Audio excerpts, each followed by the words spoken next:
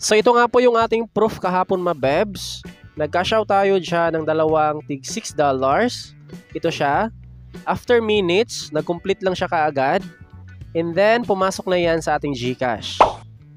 Para makash out natin yan papunta sa ating GCash, ilagay lang natin dito yung ating Ethereum address. So para makuha natin siya, i-open lang natin yung ating GCash. And then, itap lang natin yung View All. Tapos, scroll down. And then, click GCrypto. So sa mga hindi pa nakapag-set up, bali sundan nyo lang yung kanilang instruction para makapag-set up ng GCrypto wallet. So dito nga po sa ating GCrypto wallet, bali hanapin natin yung Ethereum. Tap lang natin yung See All. Ayan, ito na siya mabebs. Tapos i-click natin yung Receive. And then, ito yung ating wallet address. So, click lang natin yung copy. Tapos, yan yung ating ilagay dito nga po sa wallet address. Ayan siya. Paste. Tapos, yung ating amount. Yung kanilang minimum dito to cash out is $5. Ayan siya. Kung exact na $5 lang yung ating balance, hindi po siya enough mabebs dahil meron nga po silang transaction fee. So, kapag mag-cash out ka, mas maganda na meron kang $6 or $6.50 para makapag-cash out ng $5. Alright, sa pag-convert naman ng ating na-cash out, ganito lang siya. Ito na muna. Tap natin yung Ethereum. Ayan, ito yung patunay na na-cash out natin yung dalawang $6, July 5, 2025. So, para ma-convert, tap lang natin yung sell. I-convert lang natin siya to PHP. Tapos, pipiliin natin yung market order. Ayan, para matik na siyang ma-convert. Input natin yung ating, ano ba yan? Ito na lang, 100%. Ayan siya. So, andito na lahat yung ating balance na Ethereum.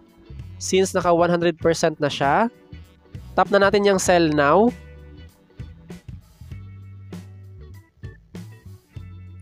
Success.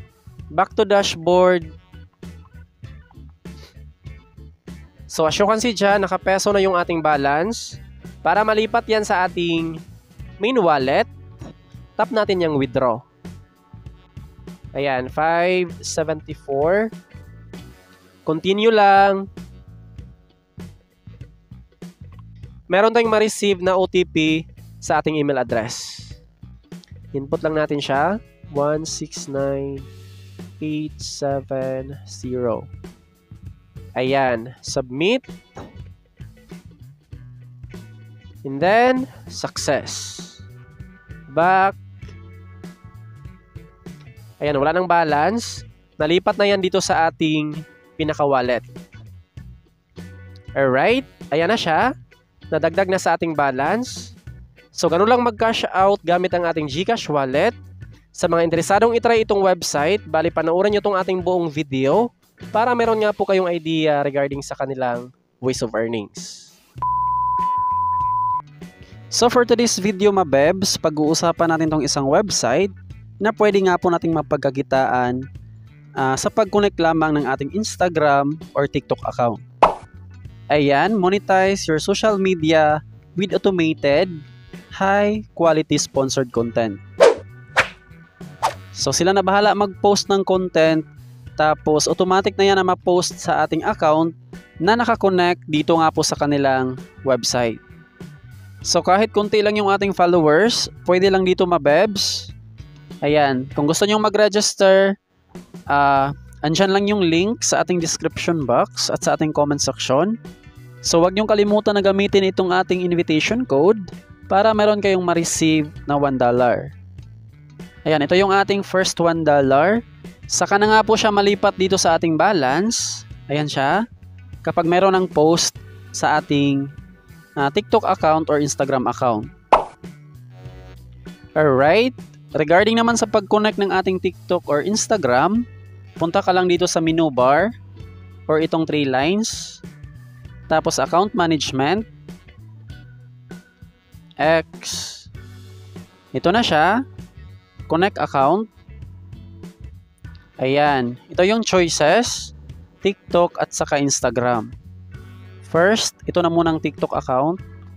Tap lang natin yan. TikTok. And then connect accounts. Ayan. Reopen setup window. So dito naman, marami silang pagpipilian. Pero yung pinaka-working dito na pwede nating i-connect ay yung TikTok account at saka Instagram. So connect natin siya.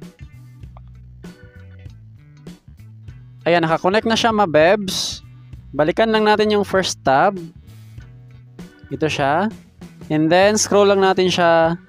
Dito sa pinakababa, i-click lang natin yung check connection status. So, ganun lang mabebs para makonect natin yung ating TikTok account or Instagram account. Ayan, as you can see dito mabebs, naka-connected na nga po yung ating TikTok account. Dito natin makikita yung ating mga post sa analytics. Ayan, as you can see dito mabebs, meron tayong 5 post. And then, ito yung ating earnings. $1.20. Tapos, ito naman yung ating post sa ating TikTok account. 191 views, 112, 99, 97, at saka 16. So, bago makapag-earn sa ating mga post, ay dapat meron kang 10 views. Yun yung kanilang requirements. Ayan, meron tayong earnings dito na $5.70. Meron kasing invite yan. Dito sa home, ito siya. $1 sa pag-sign up, 0.05 per post. So, ito naman yung sa referral, $0.50. Makukuha lang natin yung $0.50 basta meron ng post sa ating mga invite. Para makapasok yung ating mga invites, bali, ibigay nyo lang tong ating login page or login link ng kanilang website.